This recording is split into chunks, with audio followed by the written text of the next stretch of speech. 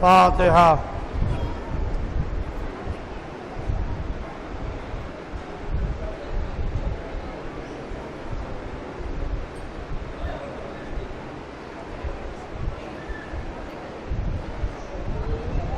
اعوذ باللہ السمیع العلیم من الشیطان اللعین الرجیم۔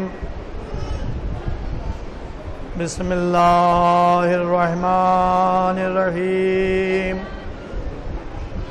الحمد للہ رب العالمین، والصلاة والسلام علی اشرف الانبیاء والمرسلین،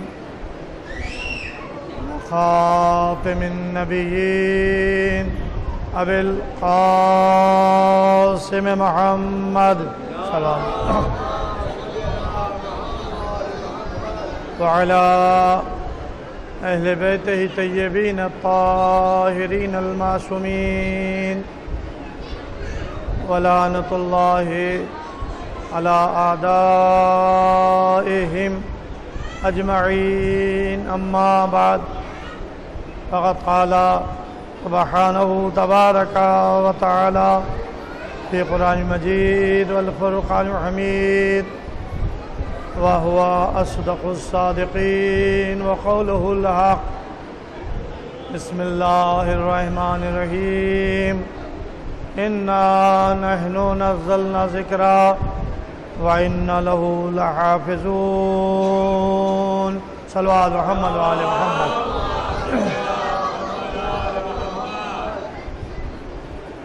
عشرہ مجالس کی آج 8 محرم کی یہ مجلس، جس کا عنوان ہے حفاظت قرآن، لہذا آیت بھی میں نے قرآن مجید کی وہ تلاوت کی ہے جس میں اللہ حفاظت قرآن کا اعلان کر رہا ہے۔ سورہ الحجر کی یہ 9ویں آیت کریمہ ہے، جس میں خالق کائنات اپنے کلام کے بارے میں اعلان کر رہا ہے کہ انا نحن نزلنا ذکرا،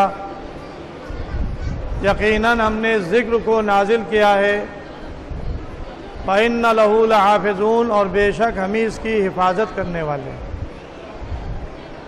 قرآن جو کلام الہی ہے اور آسمانی کتابوں میں آخری کتاب ہے، اللہ نے اس کی حفاظت کا اعلان کیا۔ اس کتاب کو قیامت تک باقی رہنا ہے۔ یہ عظیم الشان کتاب ہے، نہ کوئی کتاب اس کا مقابلہ کر سکتی ہے، نہ اس سے پہلے ایسی کوئی عظیم کتاب تھی، اور نہ اب اس کے بعد کوئی ایسی کتاب نازل ہوگی۔ لہذا بڑی احتیاط برتی گئی ہے۔ اللہ نے اس کی حفاظت کی ہے، اور ظاہر ہے کہ آپ دیکھیں کہ اگر کوئی کتاب پرنٹ ہوتی ہے یا کوئی مصنف کتاب لکھتا ہے تو پہلے اس کا مسودہ تیار کیا جاتا ہے۔ پہلے وہ قلمی کتاب ہوتی ہے، ہاتھ سے لکھی جاتی ہے، پھر اس کے بعد کتابت کی جاتی ہے، پھر اس کے بعد نشر و اشاعت کی منزل سے وہ کتاب گزرتی ہے۔ لیکن اللہ نے اس کتاب کو نازل کیا جو نورانی کتاب ہے، جو فرشتہ لے کر آیا وہ بھی نورانی، جس نے قرآن کو، جس پر قرآن نازل ہوا وہ بھی نورانی۔ یعنی یہ کتاب وہ عظیم الشان کتاب ہے جو اس بات کی محتاج نہیں تھی کہ وہ لکھ کر بھیجی جائے، بلکہ نور کی منزلوں سے گزر رہی تھی۔ لہذا اس نے اس کے لیے لفظ کتاب مکنون کا بھی اعلان کیا کہ یہ قرآن، یہ کتاب چھپی ہوئی کتاب میں یہ ہے۔ کل میں نے اور پرسوں سورہ واقعہ کی جو آیات آپ کے سامنے تلاوت کی ہے، وہ سب اس بات کی عکاسی کر رہی ہیں۔ اِنَّهُ لَقُرْآنٌ کریم فی کتاب مکنون، یعنی یہ قرآن مجید جو اس کا نازل کیا ہوا ہے، یہ چھپی ہوئی کتاب کے اندر ہے، جسے ہر ایک مس نہیں کر سکتا، ہر ایک اس پر تصرف نہیں کر سکتا۔ جو مطہرون ہیں جنہیں اللہ نے پاک و پاکیزہ رکھا ہے، وہ اللہ کے کلام پر تصرف کر سکتے ہیں۔ جو عالمین کے پروردگار کی طرف سے نازل کیا گیا ہے، تنزیل من رب العالمین، یہ قرآن کے سلسلے میں اللہ نے انتظامات کیے۔ غیرے کو کتاب کا علم نہیں دیا، یا غیرے کو کتاب کے لیے محافظ معین نہیں کیا۔ اس کی کتاب تھی، لہذا اس نے اپنے نمائندے معین کیے تاکہ اس کی حفاظت قیامت تک کے رہے۔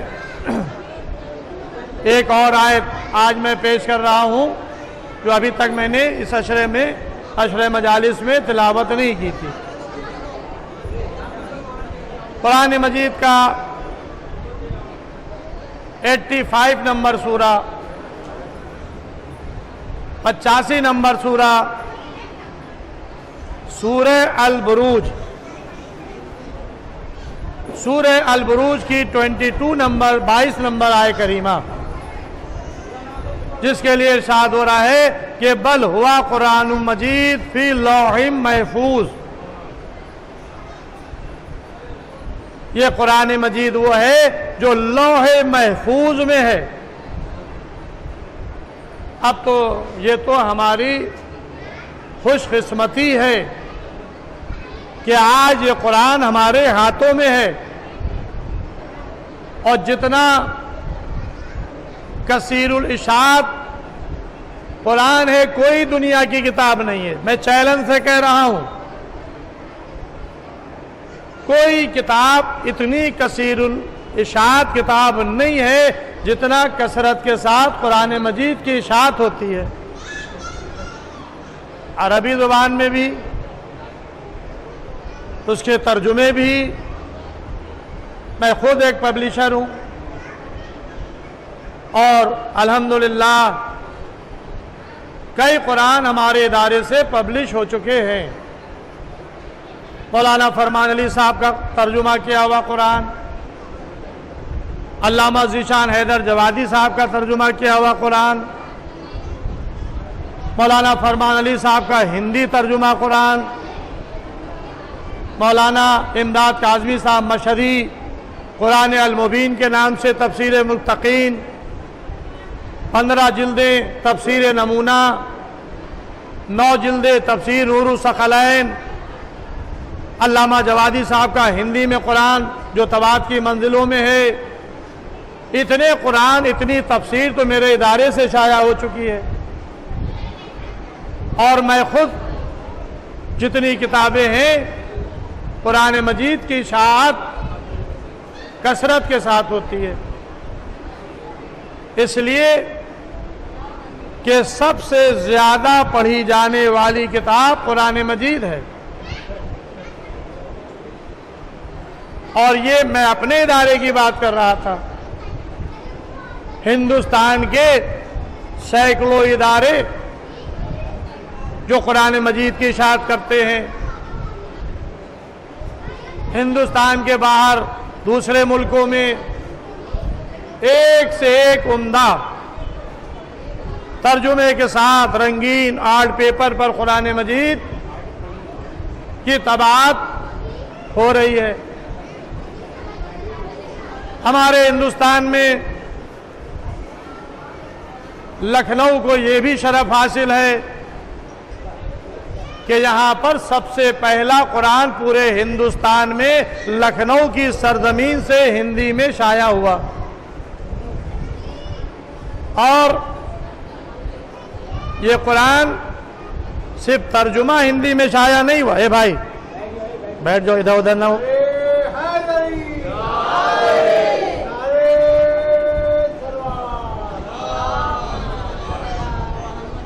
یہ لکھنؤ کی سرزمین کو شرف حاصل ہے۔ میں لکھنؤ سے مجلس کو خطاب کر رہا ہوں اور اپنے شہر کی اس خصوصیت کو میں دنیا کے کونوں تک پہنچانا چاہتا ہوں۔ ہندوستان میں شہر لکھنؤ کو یہ خصوصیت حاصل ہے کہ سب سے پہلا ہندی میں قرآن مجید لکھنؤ کی سرزمین سے شائع ہوا، جو کسی مسلمان نے شائع نہیں کیا،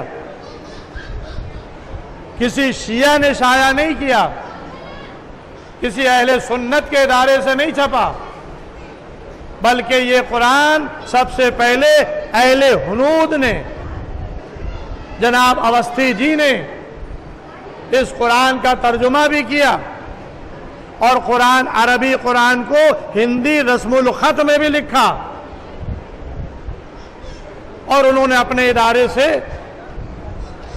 اس قرآن مجید کو شائع کیا۔ سب سے پہلا ہندی میں قرآن لکھنؤ سے شائع ہو رہا ہے۔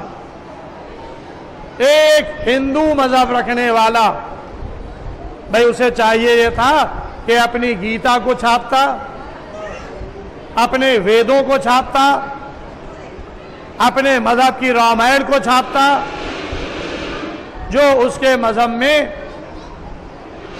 کتابیں پائی جاتی ہیں، لیکن نہ اس نے گیتا کو چھاپا، نہ اس نے رامائن کو چھاپا، نہ اس نے ویدوں کو چھاپا، بلکہ اس کو گویا اللہ کی طرف سے یہ توفیق ہوئی کہ جتنی کتابیں دنیا میں ہیں سب سے عظیم ترین کتاب ہے قرآن، لہذا یہ شرف میں حاصل کروں، اس کا ترجمہ بھی کروں، اس کو ہندی رسم الخط میں بھی رکھوں۔ بعد میں دوسرے ادارے اہل سنت کے انہوں نے ہندی رسم الخط میں قرآن کو اپنے اداروں سے چھاپا ہے، لیکن سب سے پہلا کام جو ہوا وہ لکھنؤ میں ایک ہندو نے کیا ہے۔ اب آپ دیکھیں کہ یہ غیر مسلم عظمت قرآن کا قائل، غیر مسلم قرآن کی عظمت کا قائل، اپنی بھاشا میں، اپنی زبان میں، اپنی لینگویج میں صرف قرآن کا ترجمہ ہی نہیں لکھ رہا ہے،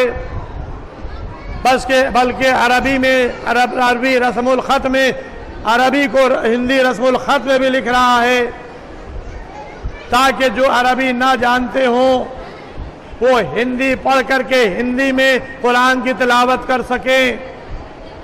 تو بہرحال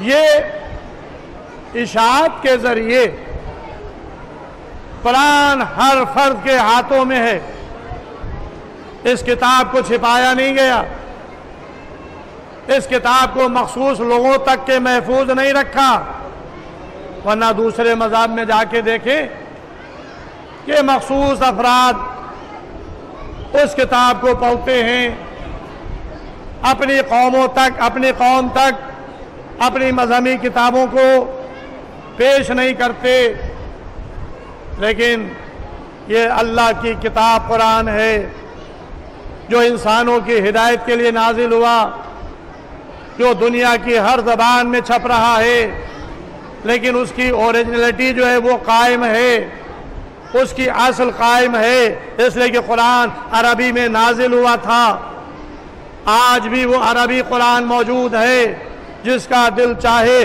وہ عربی میں پڑھ لے، تلاوت کر لے، اور قرآن آواز دے رہا ہے کہ بل ہوا قرآن مجید فی لوح محفوظ، یہ قرآن وہ ہے کہ جو لوح محفوظ میں ہے، یعنی جو رسول نے قرآن کی تلاوت کی، جو قرآن کو پڑھا، امت نے سنا اور سن کر اسے یاد کیا، اسے مکتوبی صورت میں تحریر کیا، لکھا، اور آج یہ ہمارے سامنے ہے۔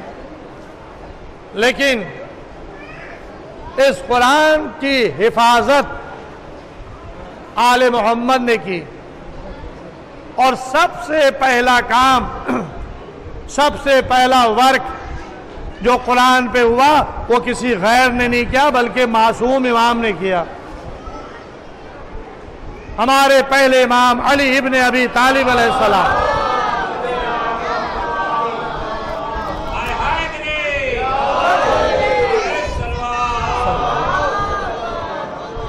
بعد رسول انہوں نے عہد کیا تھا کہ جب تک کہ میں قرآن کو لکھ نہ لوں، جمع نہ کر لوں، اس وقت تک کہ دوش پر ردا نہیں ڈالوں گا۔ مسلمانوں نے حق خلافت علی کو غصب کر لیا۔ اتنا اہم اعلان اور اہم ذمہ داری جو اللہ نے اپنے حبیب کے ذریعے سے لی تھی، یا ایھا رسول بلغ کہہ کر آخری حج کی واپسی پر غدیر خم میں جس کی ولایت اور امامت کا اعلان ہوا تھا، لیکن اللہ کے رسول کے اس پیغام کو اور اللہ کے پیغام کو مسلمانوں نے پسے پش ڈال دیا، حق ولایت علی کو غصب کر لیا۔ تو مولا کائنات نے عہد کیا کہ میں قرآن کو جمع کروں گا۔ اتنا اہم مسئلہ تھا قرآن کے جمع کرنے کا کہ قرآن کو اس ترتیب کے ساتھ مولا علی جمع کر رہے تھے جس شان سے، جس نزول کے لحاظ سے قرآن نازل ہوا تھا، شان نزول کے لحاظ سے کون سے سورے پہلے آئے، کون سی آیتیں کس کی فضیلت میں ہیں، کون سی آیتیں کس کی مذمت میں ہیں، کون سی آیت ناسخ ہے، کون سی آیت منسوخ ہے، کون سی آیت محکم ہے، کون سی آیت متشابہ ہے، یہ سارے نوٹس علی ابن ابی طالب علیہ السلام قرآن کو جمع کرنے میں لکھ رہے تھے۔ اور ظاہر ہے کہ یہ کام جاہلوں کا کام نہیں تھا، یہ کام مدینۃ العلم، جو باب مدینۃ العلم ہے، اسی کا تھا۔ اس لیے کہ حیات پیغمبر میں پیغمبر اسلام ہر آیت کو، ہر سورے کو سب سے پہلے مولا علی کو تعلیم فرماتے تھے، اس کی شان نزول سے آگاہ کرتے تھے، اس کی تعویل کرتے تھے۔ مولا علی سب سے پہلی فرد وہ تھے جن کو پیغمبر اسلام قرآن کی تعلیم دے رہے تھے، قرآن کی شان نزول بتا رہے تھے۔ اگر مولا کائنات شہر میں نہیں ہوتے تھے اور کوئی سورہ، کوئی آیت نازل ہوتا تھا، مولا علی جب واپس آتے تھے تو رسول خدا سب سے پہلے علی کو بتاتے تھے، یا علی یہ آیتیں نازل ہوئی ہیں، یا علی یہ سورہ نازل ہوا ہے۔ مولا علی اس کو تحریر فرما لیتے تھے۔ اور جب یہ کام مکمل ہو گیا تو آپ قرآن کو لے کر دربار خلافت میں آئے۔ مسلمان حیات پیغمبر میں یہ کہہ چکے تھے نا کہ ہمارے لیے بس کتاب خدا کافی ہے، تو ہم مولا کائنات قرآن کو لے کر آ رہے تھے۔ لیکن جب دربار خلافت میں پہلی دور خلافت لے کر آئے تو جواب کیا ملا یا علی ہمیں آپ کا جمع کیا ہوا قرآن نہیں چاہیے، ہم خود جمع کروا لیں گے۔ تو ٹھیک ہے، جاہلوں سے یہ کام لو۔ مولا علی نے فرمایا کہ میں نے حجت تمام کر دی، میں نے اپنا کام مکمل کر لیا، اب چاہے تم مانو یا نہ مانو، ہم سے قرآن لو یا نہ لو۔ اور اب یہ قرآن میرا آخری نائب حجت خدا امام زمانہ امام مہدی آخر الزمان علیہ السلام لے کر آئیں گے۔ تو مولا علی کا جمع کیا ہوا قرآن آج پردہ غیب میں امام وقت کے پاس ہے، لیکن اس کے بعد بھی مولا علی نے پورے طور سے صحابہ رسول کو مدد پہنچائی۔ جب بھی وقت پڑتا تھا علی علیہ السلام ان کی مدد کرتے تھے، ان کے مسائل کو حل کرتے تھے۔ قرآن نے بتایا کہ دیکھو ہم نے صرف قرآن کو نازل نہیں کیا بلکہ قرآن کے ساتھ محافظ قرآن کو بھی رکھا ہے، اس لیے کہ قرآن یہ معمولی کتاب نہیں ہے۔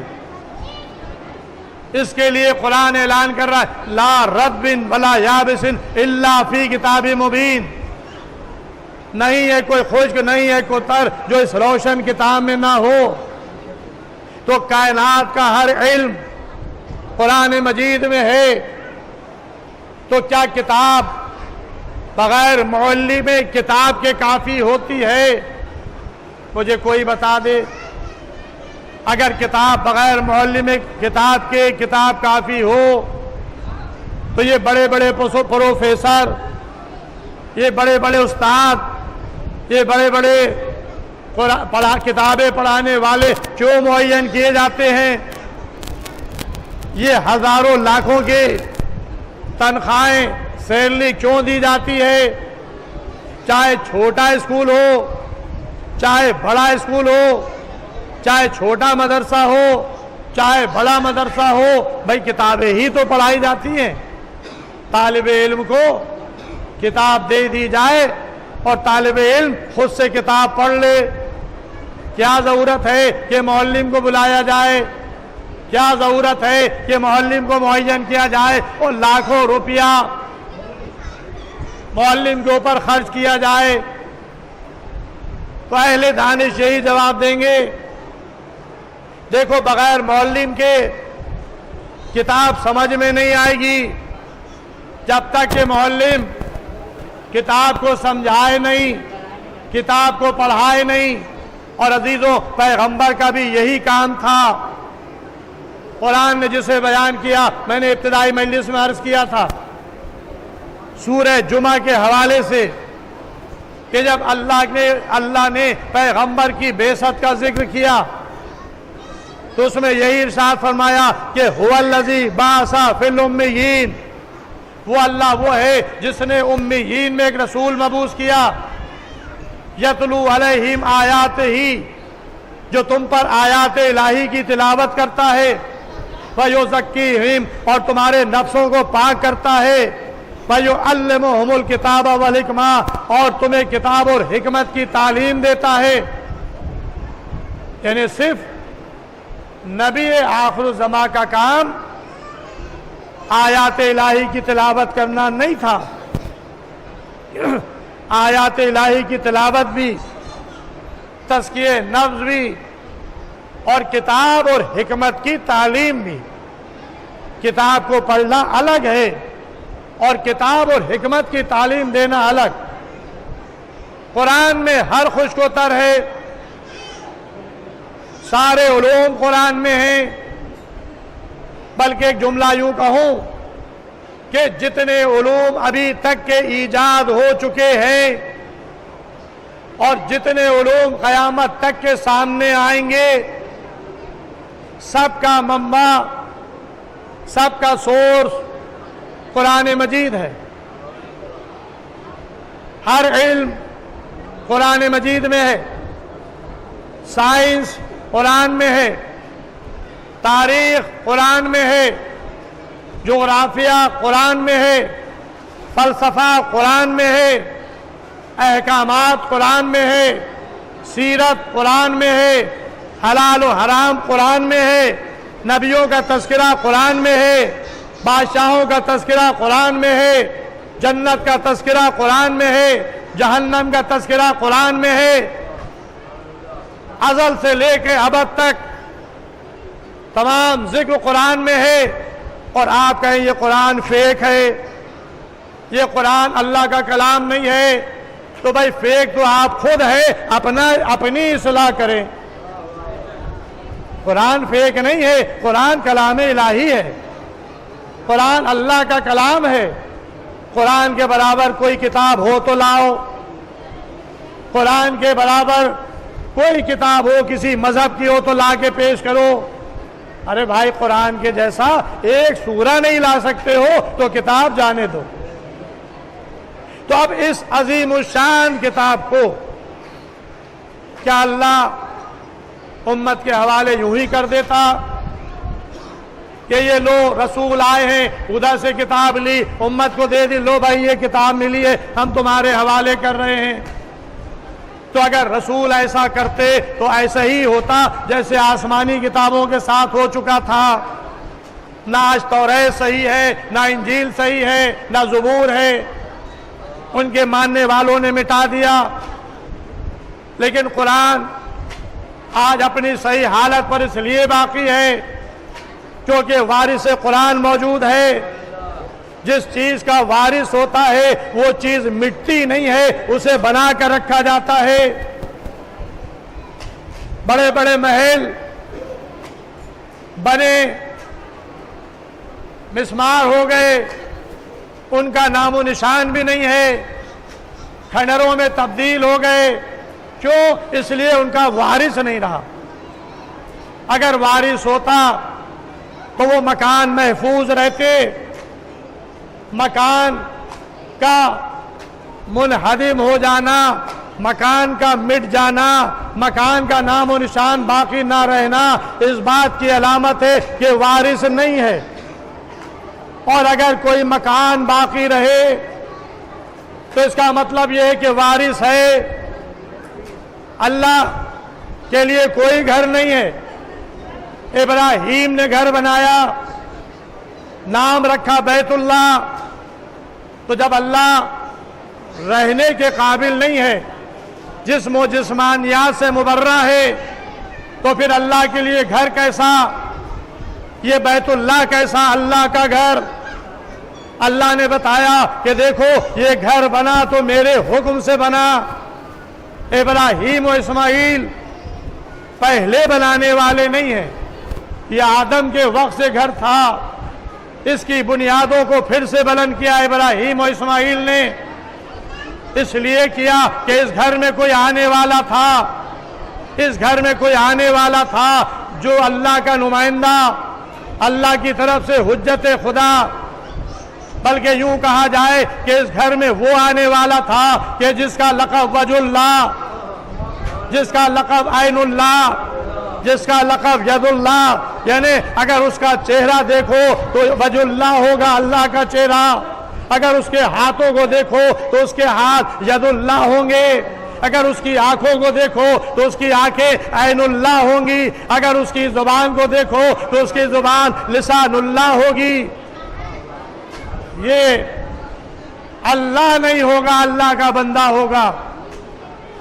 لیکن اللہ نے اس کو اپنا مظہر بنایا، اپنا نمائندہ بنایا، زمین پر حجت خدا بنایا، کتاب کا معلم بنایا، محافظ قرآن بنایا۔ قرآن کے لیے کیا ارشاد ہوا؟ لا رب ولا یابس الا فی کتاب مبین۔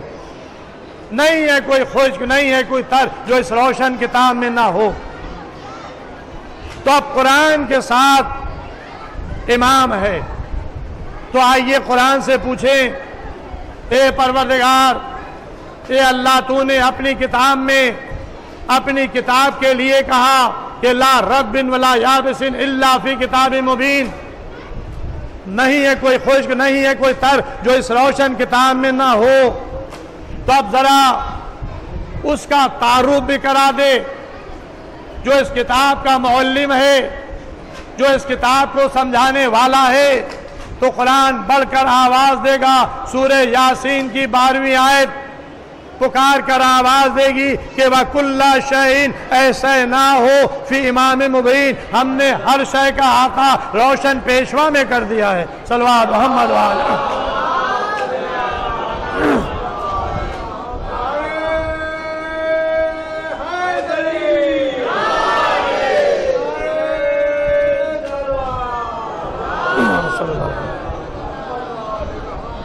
قرآن آواز دے رہا ہے وَكُلَّ شَيْءٍ أَحْصَيْنَاهُ فِي إِمَامٍ مُبِينٍ،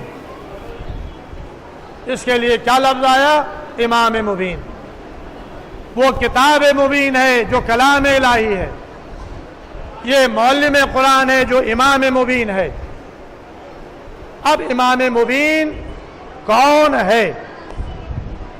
بس مجھے یہ عرض کرنا ہے، اور آج کی مجلس کی حد تک بس اتنا ہی کہ امام مبین کون ہے۔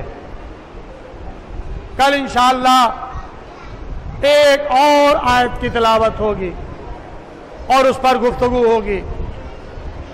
امام مبین کون ہے؟ قرآن کی آیت کی تفسیر کا حق یا تو پیغمبر کو ہے یا راسخون فی العلم کو ہے۔ پیغمبر سے پوچھو، وہ بتائیں گے امام مبین کون ہے۔ یہ روایت سید الشہداء امام حسین علیہ السلام سے ہے، جسے امام محمد باقر علیہ السلام نے بیان کیا۔ وہ فرماتے ہیں میرے باپ اور میرے جد، باپ علی ابن الحسین، جد حسین ابن علی، تین سلسلوں سے یہ روایت آئی ہے۔ تینوں معصوم سلسلے ہیں، کوئی غیر معصوم اس میں راوی نہیں ہے۔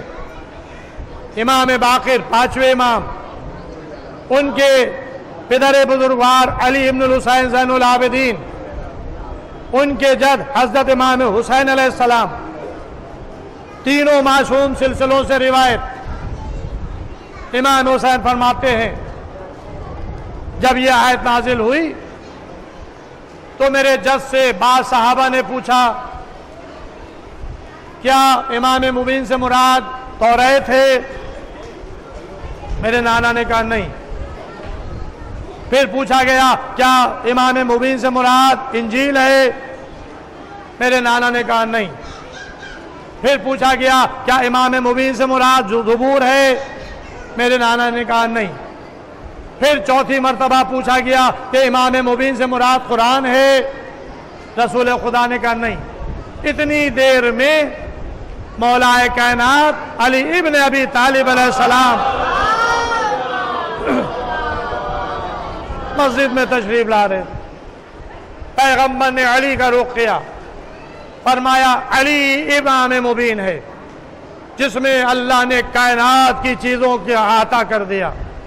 اب آپ دیکھیں ایک طرف قرآن جو قرآن مبین ہے، دوسری طرف امام جو امام مبین ہے، اس میں بھی ہر خشک و تر، ان میں بھی تمام کائنات کی چیزوں کا احاطہ کس نے کیا؟ اللہ نے کیا، جو ہر شے پر قادر ہے، جو ہر شے کا جاننے والا ہے۔ ایک دن امیر المومنین اپنے صحابہ کے ساتھ سفر میں تھے۔ یہ روایت عمار یاسر سے ہے۔ عمار کہتے ہیں کہ میں ایک وادی سے گزر رہا تھا، یہ وادی النمل تھی، چوٹیوں کی وادی، بے انتہا چوٹیاں۔ تو عمار نے کہا بابرکت ہے وہ ذات جو ان چوٹیوں کی تعداد کا جاننے والا ہے۔ جیسے ہی عمار کی زبان پہ یہ فقرہ آیا مولا علی نے ٹوک دیا، اے عمار یہ نہ کہے، چونکہ اس کا جاننے والا موجود ہے، یہ کہو کہ بابرکت ہے وہ ذات جس نے ان چوٹیوں کو خلق کیا ہے، بحیثیت خلق اللہ کی تعریف کرو، اس کا علم رکھنے والا موجود۔ تو عمار کہتے یا علی کیا آپ ان چوٹیوں کی تعداد کو جانتے ہیں؟ تو امیر المومنین فرماتے ہیں کہ میں تعداد ہی کے سے واقف نہیں ہوں، میں یہ بھی جانتا ہوں کتنی چوٹیاں اس میں نر ہیں، کتنی چوٹیاں اس میں مادہ ہیں، یعنی لاکھوں کی تعداد کو جاننے والا علی۔ اور وہ کہہ رہا ہے ہم یہ بھی جانتے ہیں کہ کتنی نر چوٹیاں ہیں، کتنی مادہ ہیں۔ اور اس کے بعد مولا فرماتے ہیں اے عمار کیا تم نے قرآن کی اس آیت کو نہیں پڑھا جس میں اللہ ارشاد فرما رہا ہے وَكُلَّ شَيْءٍ أَحْصَيْنَاهُ فِي إِمَامٍ مُبِينٍ، ہم نے ہر شے کا احاطہ امام مبین میں کر دیا ہے، اور وہ ذات امام مبین میری ذات ہے۔ صلوات محمد وعلیہ۔ بس عزیزوں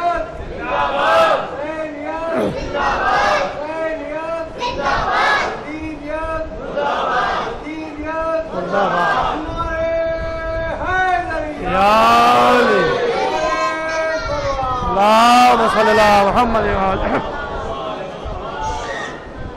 بابرکت ہے وہ ذات کہ جو ان چوٹیوں کا خالق ہے، خلق کرنے والا ہے، ان کی تعداد سے بھی میں واقف ہوں، اور میں یہ بھی جانتا ہوں کہ اس میں کتنی نر ہیں اور کتنی مادہ۔ یہ امام مبین پہلی ذات امیر المومنین کی ہے، باقی 11 امام ہر دور میں امام مبین ہے، کوئی چیز ان سے پوشیدہ نہیں ہے۔ ظاہر ہے کہ یہ اشراء ناکافی رہا، جو حق تھا ان مجالس کا نہیں ادا ہو سکا۔ یہ ایسا اہم موضوع ہے جس پر جتنا بولا جائے کم ہے۔ حفاظت قرآن، اللہ کی کتاب قرآن کلام الہی، اس کی حفاظت آل محمد کر رہے ہیں۔ آل محمد کو اللہ نے سب کچھ دیا ہے، ہر علم دیا ہے، اور یہ منبر سے یہ کہتے ہوئے نظر آ رہے ہیں کہ جو پوچھنا ہے مجھ سے پوچھ لو، میں زمین سے زیادہ آسمان کے راستوں سے واقف ہوں۔ مولا فرماتے ہیں کہ اگر میرے لیے مسند قضا بچھا دی جاتی اور اہل توریت میرے پاس آتے تو میں ان کو توریت سے جواب دیتا، اہل انجیل اگر میرے پاس آتے تو میں ان کی گتھیاں انجیل سے سلجھاتا، قرآن والے آتے تو میں ان کے مسائل قرآن سے حل کرتا۔ یہ کتابیں بول اٹھتی کہ جس نور میں اللہ نے ہمیں نازل کیا ہے اسی نور میں علی نے فیصلے کیے ہیں۔ مولا علی قرآن کے ایک ایک چیز سے واقف۔ تم کیا قرآن کو سمجھو گے؟ قرآن کے علوم، قرآن کے علوم کا جاننے والا مولا علی ہے اور ان کی آل ہے۔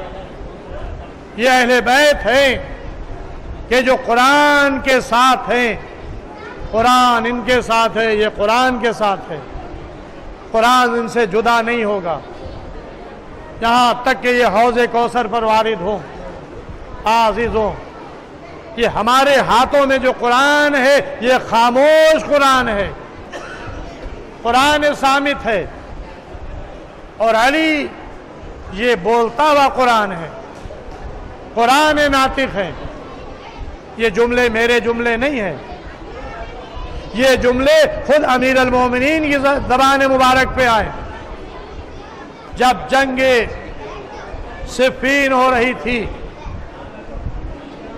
اور مالک اشتر جنگ کرتے کرتے معاویہ کے خیمے تک پہنچ گئے تھے، قریب تھا کہ معاویہ کو قتل کر دیا جائے، کہ اس نے اپنی حفاظت اپنے بچانے کے لیے عمر عاص کو وسیلہ بنایا۔ اے عمر عاص، کوئی تدبیر نکالو تاکہ ہم محفوظ رہیں۔ عمر عاص بڑا مکار انسان تھا، اس نے کہا اس وقت تمہارے پاس جتنے قرآن ہوں سب کو نکالو اور ان کو نو کے نیزہ پر بلند کرو اور کہو کہ ہم تمہیں قرآن کی طرف بلا رہے ہیں، جنگ روک دو۔ جب جنگ رک جائے گی تو علی تمہیں قتل نہیں کر پائیں گے۔ بس اس کی یہ سازش کارگر ہو گئی۔ عمر عاص نے قرآن کو نیزوں پر بلند کرا دیا۔ علی کے ساتھی جو سادہ لو تھے، جب انہوں نے دیکھا کہ ہمیں قرآن کی دعوت دی جا رہی ہے، قرآن کی طرف بلایا جا رہا ہے، تلوار روک لی اور کہا کہ یا علی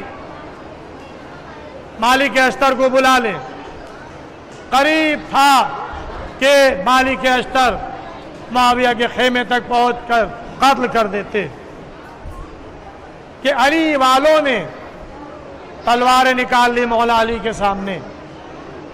مالک اشتر کو واپس بلا لے، ہمیں جنگ نہیں کرنا ہے، ہمیں قرآن کی طرف بلایا جا رہا ہے۔ اس وقت علی ابن ابی طالب نے فرمایا یہ خاموش قرآن ہے جو تم نو کے نیزہ پر بلند دیکھ رہے ہو، ہم بولتا ہوا قرآن ہے، ہم تم سے کہہ رہے ہیں کہ جنگ کرو۔ لیکن علی والے تھے لیکن علی کی بات نہیں سن رہے تھے۔ مولا علی کو مجبوراً جنگ روکنا پڑی، جس کے نتائج بعد میں مسلمانوں نے دیکھے کہ کیا نتائج ہوئے۔ بس عزیزوں، علی ابن ابی طالب علیہ السلام آخر میں حکمین کا فیصلہ ہوا۔ حکمین کے فیصلے میں علی کو حکومت سے معزور کر دیا گیا اور معاویہ حاکم وقت بنا رہا۔ یہ نتیجہ ہوا جنگ روکنے کا۔ اور اس کے بعد پھر جنگ نہروان ہوئی۔ جنگ نہروان کے بعد ایک خارجی عبد الرحمن ابن ملجم نے مولا علی کو زہر سے بجھی ہوئی تلوار سے شہید کر دیا۔ مولا علی کی زبان پہ آیا فزتو برب الکعبہ، رب کعبہ کی قسم میں کامیاب ہو گیا۔ بس عزیزوں، مجلس مصائب کی منزل میں آ گئی، اس لیے کہ آج تاجدار وفا علی کے شیر عباس کا ذکر ان مجالس کے ذریعے سے ہوتا ہے، اور آپ عباس کے روضے میں حاضر ہیں۔ باب الحوائج ان کو لقب ملا ہے۔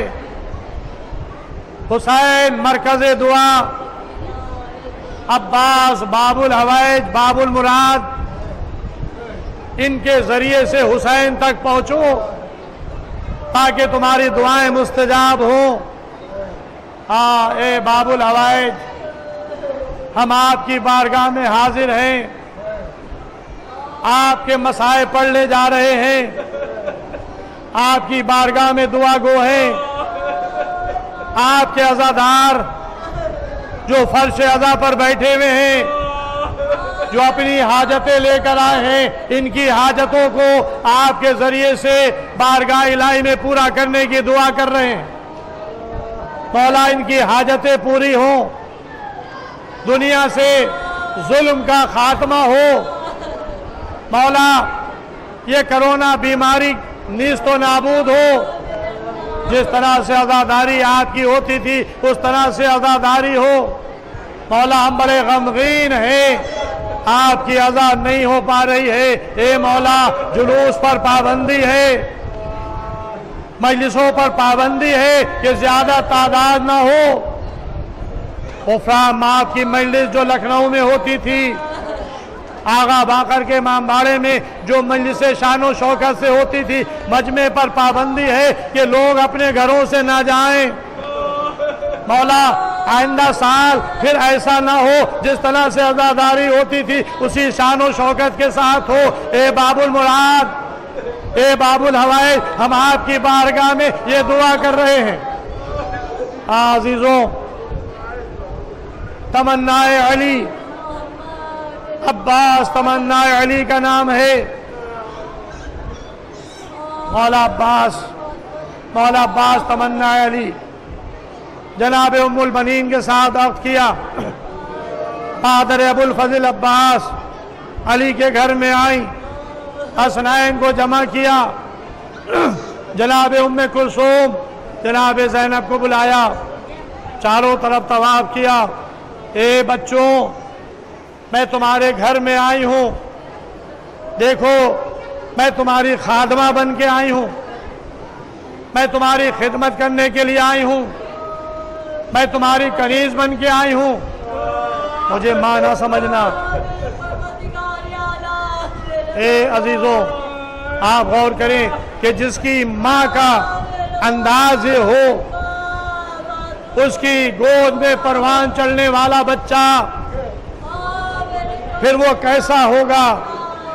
عباس نے زندگی بھر کبھی حسین کو بھائی کر کے نہیں پکارا، ہمیشہ آقا کہتے رہے، اپنے کو غلام کہتے رہے۔ ہاں عزیزوں، بچپنے کا دور ہے، بچپنے کا زمانہ ہے۔ حسین علی کے پاس بیٹھے ہوئے ہیں، مولا حسین کی زبان پہ آیا پانی، جیسے ہی کہا کہ پانی، ابھی تھوڑی دیر نہ گزری تھی کہ عباس کمسن سر پہ ظرف آب رکھے ہوئے تیزی سے دوڑتے ہوئے چلے آ رہے ہیں۔ جتنی تیزی سے دوڑ لے، پانی چھلک چھلک کر عباس کے جسم کو تر کر رہا ہے۔ مولا علی کے سامنے جب عباس اس شام سے آئے، مولا علی کی آنکھوں میں آنسو آ گئے، علی نے رونا شروع کیا۔ اصحاب علی نے پوچھا، یا علی، ارے بھائی یہ تو خوشی کا موقع ہے، آپ کا بیٹا عباس ارے آپ کے لال حسین کے لیے پانی لے کر آیا ہے، آپ گریہ فرما رہے ہیں۔ تو ایک مرتبہ مولا علی نے کہا، جو میں دیکھ رہا ہوں وہ تم نہیں دیکھ رہے ہو۔ آج عباس حسین کے لیے پانی لے کر آ رہا ہے، اس کے جسم پر پانی گر رہا ہے، عباس کا جسم پانی سے تر ہو رہا ہے۔ ارے میں دیکھ رہا ہوں کل یہ کربلا کے میدان میں عاشورہ حسین کے بچوں کے لیے پانی لے کر آ رہا ہوگا، سر پر گرد پڑے گا، عباس کا سر شگافتہ ہوگا، عباس کا جسم خون سے لہولہان ہو جائے گا۔ اجرکم اللہ۔ ہاں عزیزوں، کربلا کے میدان میں عباس کو لڑنے کی اجازت نہیں ملی۔ شب عاشور جب حبیب ابن مظاہر نے کہا، اے حبیب اے عباس، کیا تمہیں معلوم ہے کہ تمہارے بابا نے تمہیں کس دن کے لیے ذخیرہ کیا ہے؟ تو ایک مرتبہ عباس نے انگڑائی لی، زرہ کی کڑیاں ٹوٹ ٹوٹ کر گری اور کہا، اے حبیب تم مجھے جوش دلا رہے ہو، کل ہونے دو، تم مجھے آقا سے اجازت دلوا دینا، پھر دیکھنا کہ عباس کیسے جنگ کرتا ہے۔ جس کی خواہش تھی، جس کی تمنا تھی کہ جنگ کرے، لیکن اس عباس کو لڑنے کی اجازت نہیں ملی۔ جب عباس آتے تھے کہتے، آقا اے آقا مجھے بھی اجازت دیں، تو حسین یہ کہہ کر روک دیتے تھے، اے عباس تم تو میرے لشکر کے علمدار ہو، اے عباس میں تمہیں مرنے کی اجازت کیوں کر دوں؟ قاسم کا لاشا آ گیا، خان و محمد کی میتیں آ گئیں، جعفر کے بیٹوں کے لاشیں آ گئے، ہاں بچوں کی لاشیں آ گئی، اصحاب و انصار کے لاشیں آ گئے، پھر عباس کھڑے رہ کر اے آقا ارے اب تو مرنے کی اجازت دے دیں، دم دل میں گھٹ رہا ہے، اے آقا اب تو مرنے کی اجازت دے دیں، ارے اب جہاں لشکر ہے وہیں علمدار جانا چاہتا ہے۔ حسین کیا جواب دے؟ اسی اثنا میں خیمے سے بچوں کی آئے پیاس الا تش کی آواز بلند ہوئی۔ حسین نے سنا، اے بھیا عباس اگر تم نے مرنے کا ارادہ کر لیا ہے تو جاؤ پہلے ان بچوں کے لیے پانی کی سبیل کر دو۔ عباس کے ذمے ایک کام سونپ دیا گیا۔ عباس خیمے کے قریب آئے، آواز دی سکینہ، جناب سکینہ دوڑ کر درے خیمہ پر آ گئی۔ چچا فرمائیں کیا کام ہے؟ اے بیٹی سکینہ ذرا اپنا مشکیزہ لا دو۔ اے چچا کیا آپ بھی مرنے کے لیے جا رہے ہیں؟ نہیں بیٹی میں تمہارے لیے پانی کی سبیل کرنے جا رہا ہوں۔ سکینہ خیمے میں گئی، خالی مشکیزہ لے کر آئیں۔ عباس نے سکینہ سے مشک کو لیا، علم میں باندھا۔ ہاں عزیزوں یہ سکینہ اور عباس کا رشتہ ہے، جہاں علم ہوگا وہاں مشکیزہ، سکینہ کا مشکیزہ بھی ہوگا۔ مشک سکینہ کو علم میں باندھا، ہاتھ میں نیزہ لیا، دریائے فرات کے کنارے دریائے فرات کی طرف چلے۔ فرات پر جو پہرا لگا ہوا تھا، عباس کے روب و جلال کو دیکھ کر فوج کائی کی طرح سے پھٹی۔ عباس نے گھوڑے کو ترائی میں ڈالا، مشک سکینہ کو بھرا، دریا سے باہر نکلے۔ بس عزیزوں عباس خیمے کی طرف بڑھ رہے تھے کہ یہ پانی خیمے میں پہنچ جائے۔ حکیم ابن طفیل ملعون نے چھپ کر ایک درخت کی آڑ سے وار کیا، عباس کا دائنا بازو کٹ گیا، علم کو بائیں ہاتھ میں سنبھالا، گھوڑے کو ہیل دی، گھوڑا آگے بڑھا، بائیں ہاتھ پر بھی حملہ ہوا، علم زمین کی طرف جھکا، لیکن ابھی مشک سکینہ کے تسمے کو دانتوں سے دبائے ہوئے ہیں، گھوڑے کو ہیل پہیل دے رہے ہیں۔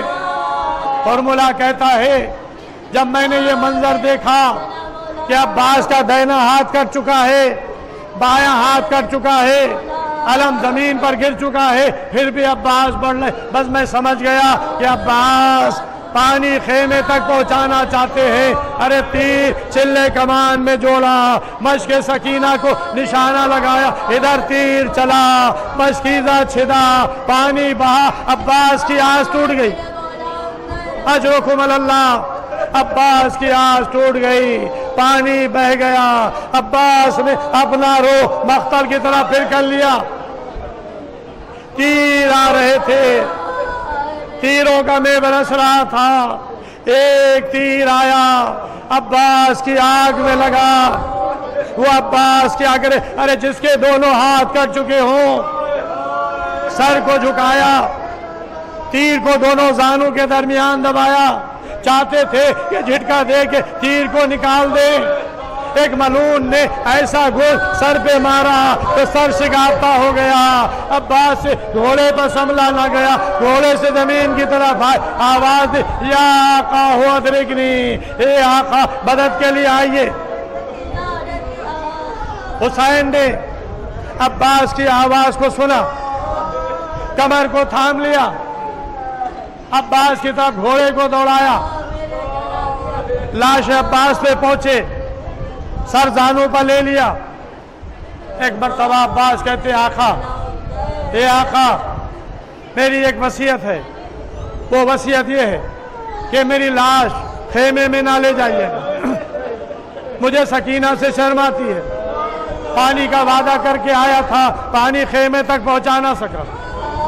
اے آقا ایک خواہش ہے، جب میں دنیا میں آیا تھا تو میں نے آپ کے چہرے کی زیارت کی تھی، اب دنیا سے جا رہا ہوں، چاہتا ہوں آخری مرتبہ آنکھ کے چہرے کو دیکھ لوں۔ اے عباس کیا وجہ ہے؟ آقا ایک آنکھ میں تیر، ایک آنکھ میں سر کا خون ہے، میں کیسے دیکھوں؟ حسین نے ابا کے دامن سے آنکھ کا خون صاف کیا۔ عباس نے حسین کے چہرے کو دیکھا، پھر امام نے فرمایا اے بھائی عباس، جب سے تم نے ہوش سنبھالا کبھی مجھے بھائی نہیں کہا، ایک میری بھی خواہش ہے ایک مرتبہ مجھے یا آخی کہہ لو۔ بس عزیزوں، ادھر حکم امام تھا، عباس کی زبان پر یا آخی آیا، روح جسم سے پرواز کی۔ حسین نے لاش عباس کو زمین پر رکھا، علم کو اٹھایا، دونوں ہاتھ سے اب حسین کمر کو تھامے ہوئے تھے، مرثیہ پڑھ رہے تھے، الان انکسر ظہری وقیل تھیلتی۔ اے بھیا عباس، تمہارے مرنے سے حسین کی کمر ٹوٹ گئی، راہ و چاروں تدبیر مسدود ہو گئی۔ اب وہ آنکھیں جو راتوں کو سوتی تھی جاگا کریں گی، جو آنکھیں راتوں کو جاگتی تھی اب وہ سوئیں گی۔ حسین نے علم کو بلند کیا۔ بس عزیزو، ایک منظر، مجلس تمام ہو رہی ہے، حسین نے علم کو بلند کیا، سکینہ کی نظر علم پر پڑی، سکینہ نے بچوں کو اکٹھا کیا، اے بچوں، میرا چچا پانی لے کر آ رہا ہے، وہ دیکھو علم آ رہا ہے۔ بس عزیزوں، ادھر علم قریب آ رہا تھا، سکینہ منتظر تھی، میرا چچا پانی لے کر آ رہا ہے۔ اب جو علم قریب آیا تو سکینہ نے کیا دیکھا کہ علم آیا ہے لیکن علمدار نہیں آیا۔ حسین علم لے کے آ رہے، سکینہ دوڑی، باپ کے دامن کو پکڑ لیا، اے بابا، ارے پانی کا شکوہ نہ کروں گی، میرے امو کو بلا دو۔ حسین کیا جواب دے؟ سکینہ، تمہارا چچا فرات کے کنارے بازو کٹائے ہوئے سو رہا ہے، والیا واہ باسا کنارے۔ انا للہ وانا الیہ راجعون، رضاً بقضائہ و تسلیما۔ پروردگار عالم، تجھے واسطہ محمد وآل محمد علیہ السلام، اس مختصر سے عبادت کو قبول فرما۔ اس پر جہاں جہاں بھی شیعان حیدر کرار ماتمدار مظلوم کربلا ہیں، ان کی جان، مال، عزت، آبرو، ناموس کی حفاظت فرما۔ جو لوگ بیمار ہیں ان کو شفاء کامل عطا فرما، جو لوگ قرضدار ہیں ان کو بار قرض عطا فرما، جو لوگ بے روزگار ہیں ان کو روزگار عطا فرما، جو لوگ کاروبار کر ان کو کاروبار میں برکت عطا فرما، جو مومنین قائد میں ہیں اور جن کی ماں اپنے بیٹے کی آزادی کے لیے دعا کرا رہی ہیں، اس کو جلد سے جلد قید سے رہائی حاصل ہو۔ ہمارے زمانے کے امام کے ظہور میں تعجیل فرما، ہم لوگ کا شمار امام کے ناصر مددگاروں میں فرما۔ ماتم حسین